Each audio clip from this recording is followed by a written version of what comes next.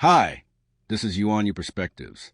This channel features excerpts from Chinese news and current affairs commentary that I read daily, intended solely as a reference to those in the English-speaking world who are interested in or curious about China. Here is today's news or perspectives from China. Today we're diving into a hot topic that just blew up online, something called the Gao Zhikai Line. Never heard of it? Don't worry, I'll break it down. So here's what happened. India has been talking about something called the McMahon Line for almost 100 years. They say it's the official border between India and China. But here's the catch. It was drawn by a British colonial officer, not by India, not by China, and not even signed by any Chinese government at the time.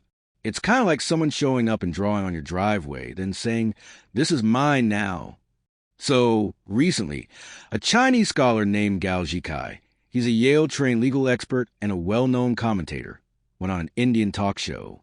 The host tried to push the same old McMahon Line argument again, and Gao had enough.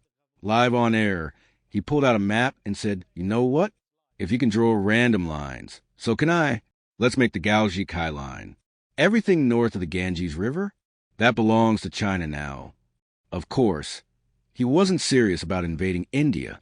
He was making a point. If India can keep using a fake colonial-era line to argue territory, then China can draw its own line too. Fair game, right?